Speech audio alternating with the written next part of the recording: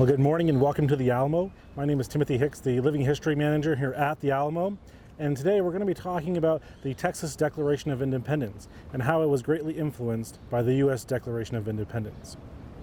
Now, before we talk about the two declarations, let's talk about how these revolutions would start. A very brief synopsis. In the United States, the American Revolution would have started because Britain would be enforcing new tax laws and, of course, enforcing old ones as well. In Texas, the revolution would start, of course, 60 years after that because of Mexico. Mexico would enforce their laws and, of course, pass new ones as well. Both revolutions would have the same result, signing a Declaration of Independence. Now, these two declarations are very similar. They would embody everything that they would have. Now, the U.S. Declaration, of course, written in 1776, 60 years later, you would have the Texas Declaration of Independence written in Washington on the Brazos. Now, these revolutions, of course, would lead to these declarations of independence because of all these policies that are being implemented. But the declarations are going to be similar in that they're going to have three parts. The first part would have a statement of the government. The second part would have a list of grievances, with the third part being the whole Declaration of Independence. But the Texas Declaration of Independence would embody the same principles of the U.S. Declaration of Independence. The delegates in Washington on the Brazos in 1836 were well aware of the U.S. Declaration of Independence.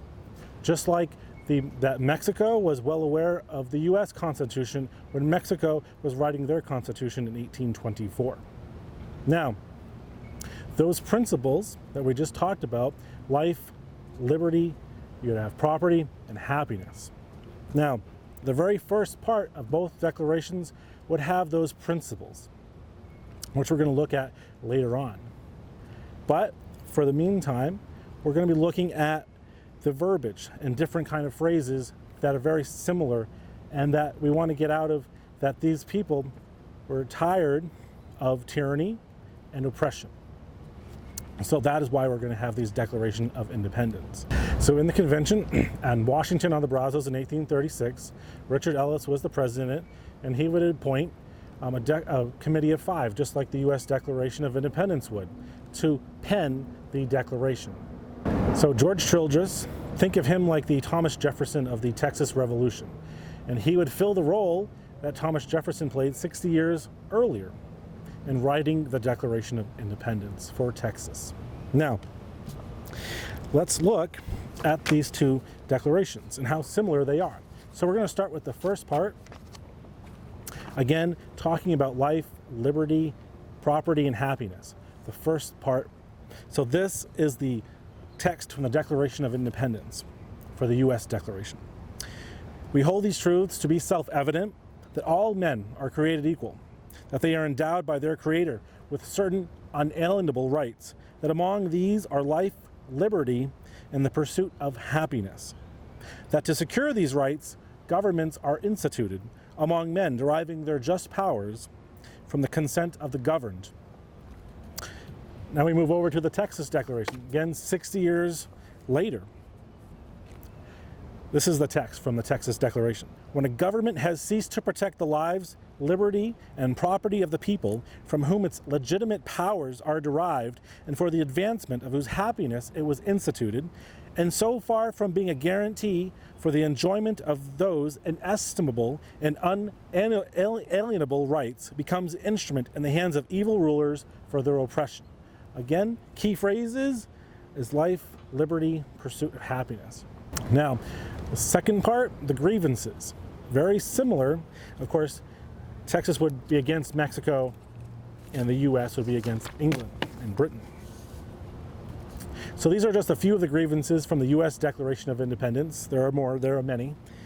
He has refused his assent to laws, the most wholesome and necessary for the public good,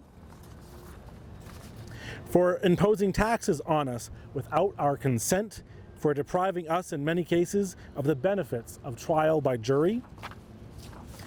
He has plundered our seas, ravaged our coasts, burnt our towns, and destroyed the lives of our people.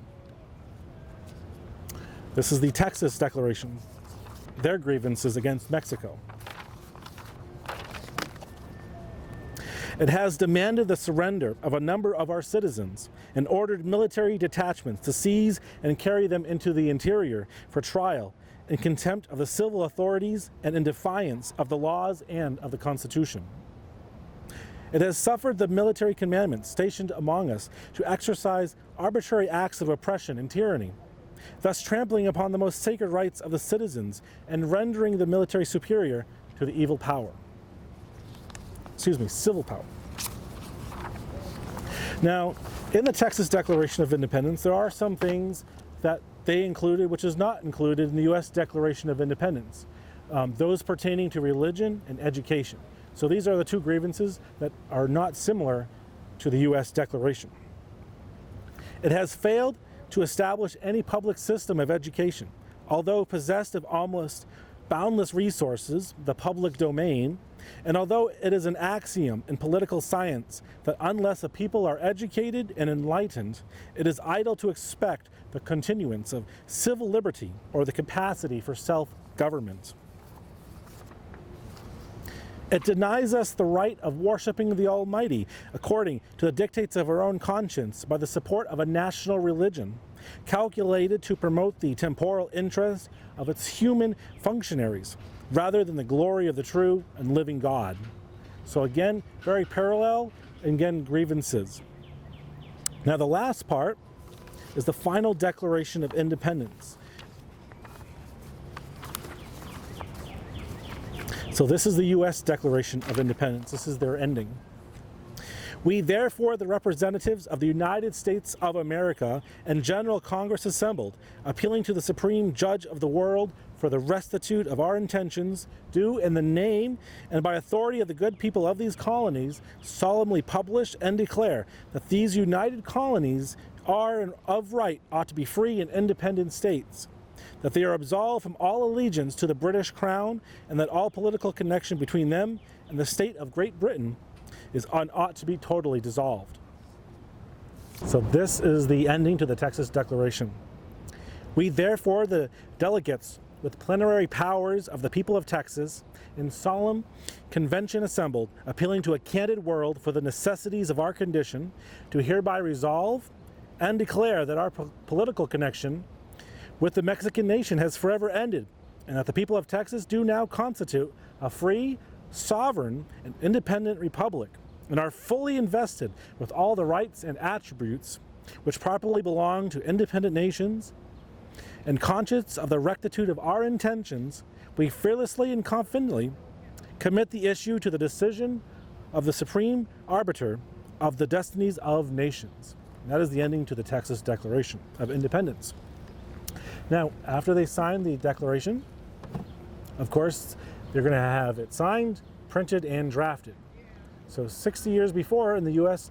Declaration of Independence was signed, it would be drafted and printed out and sent out to the original 13 colonies. 60 years later, in Washington on the Brazos in 1836, they too would do that. They would send out 5 copies to cities of Texas, including Behar, Goliad, San Felipe, Brazoria, and Nacogdoches. I want to thank you all for joining me today here at the Alamo, and you all have a wonderful 4th of July.